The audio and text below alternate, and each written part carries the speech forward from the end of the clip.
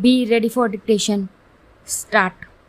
Sir, we were expecting that this bill, which is before us and which has been passed by Rajya Sabha, would deal with some of the vital issues that are agitating the minds of the people and their living conditions also, but unfortunately it does not do so. The reality is that in the original act of 1955 we have about 13 categories of essential commodities, including cattle fodder, coal, automobile parts, cotton, wool, textiles, raw cotton, raw jute, drugs, food grains, iron ore,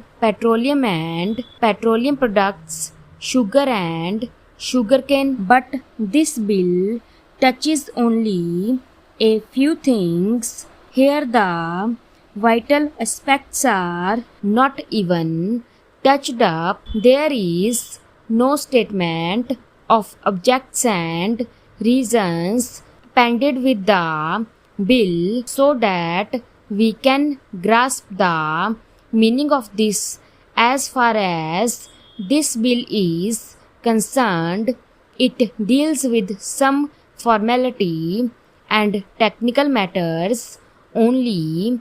When we touch upon this subject, we know that there are three aspects which are important, such as production, distribution and price.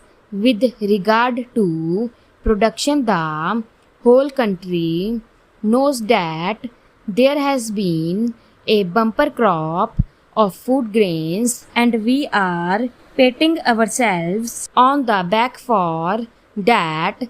Besides that, there have been huge imports with regard to groundnut.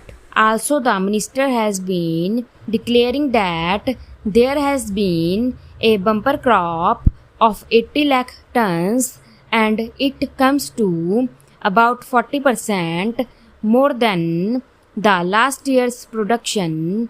Here we have just now heard that the National Textile Corporation is playing its part in stepping production and making the sick and deserted units viable ones.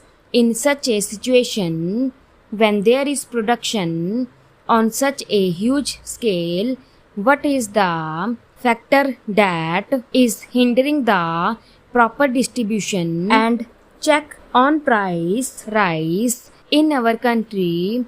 I would like to ask, in view of the fact that the production in the public sector is growing, even the National Textile Corporation with 6 mills, most of them dead mills, is growing. I would like to know about role of the private sector in the matter of textiles. We have been hearing that the private sector is resorting to lockouts and even retrenchment. Is the government of India aware of the fact that the monopolies in our country are resorting to a policy of increasing profits by raising prices after reducing production?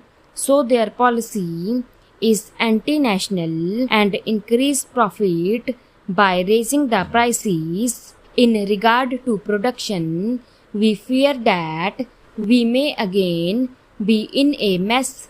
We have not been able to control lockouts, etc. And in regard to the production of groundnuts, cotton and jute, there is an oversupply.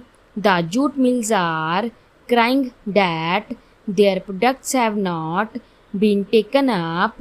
In such a situation, This would hamper production next year when the real producers are not getting impetus, whether they produce food grains, edible oils, jute, sugarcane, cotton, or oil seeds. The danger is that they will not get adequate encouragement and the production may not go on steadily increasing as it did this year, as such one would expect that the government would consider the fact that the jute mills are not doing justice to jute production, its growers, or even to its marketing. They are depending entirely upon the government. They are not reducing the price of jute goods when the price of jute has gone down. Naturally, we expect that the prices of jute goods will be less, but they are not cheaper. There is a crisis in the jute market, but the prices of finished goods are where they were. They are also slightly costlier in some respects.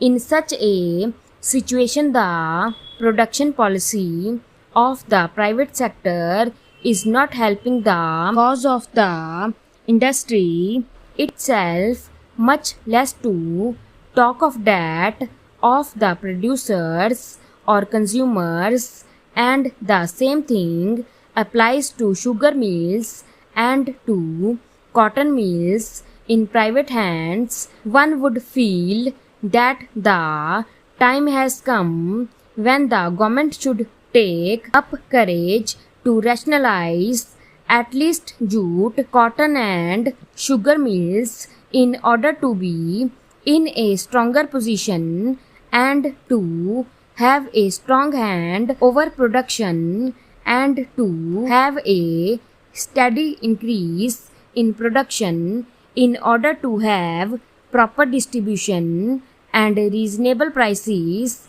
Then comes the question of distribution. With regard to this, our government feels very helpless. The minister has indicated that the traders were reconciled to the emergency and were waiting on their wings to exploit the situation when the opportunity arose. The opportunity was the delay in onset of the monsoon by 3 weeks, which led them to hoarding and black marketing. He is saying in a helpless manner that some delay in the onset of the monsoon allowed them to resort to hoarding and black marketing.